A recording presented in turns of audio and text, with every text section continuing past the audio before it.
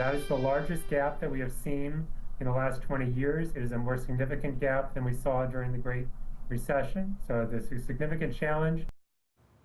Maryland's financial future seemingly in crisis. In the new year, state leaders will be tasked with addressing a massive multi-billion-dollar budget deficit. The state's own financial analysts predicting that the shortfall could soon balloon into the worst deficit seen in decades. It's begging the question, how did we get here and who's to blame?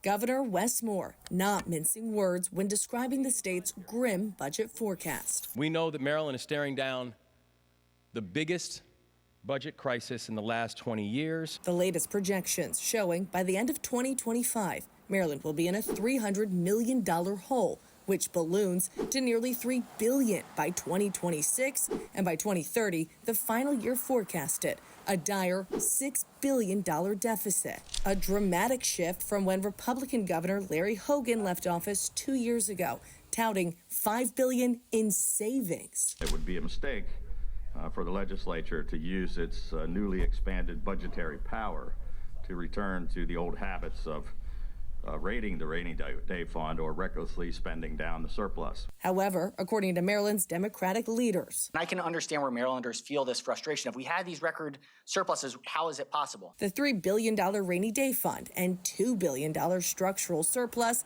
came from federal COVID funding, not conservative spending. It wasn't as though there was some magical approach to governing and budgeting. It was that we had a massive influx of about $4 billion from the federal government that the state was able to put in reserve. Billions of dollars from the federal government is not a structural surplus, it is a sugar high. In a way, both sides are telling the truth. Under Hogan, the state did receive billions for pandemic relief, but as those federal funds disappear, Governor Moore has hardly put the brakes on spending.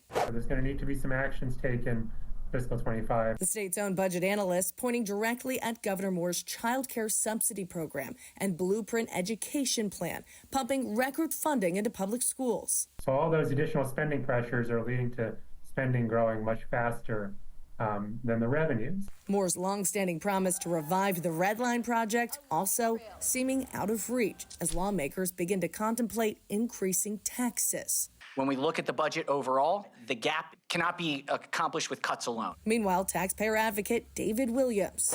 The governor has ignored this fiscal problem. Now it's getting worse. Arguing no matter who is to blame, taxpayers shouldn't be paying the price. Tough decisions are going to have to be made, and hopefully those tough decisions are spending cuts and not tax increases.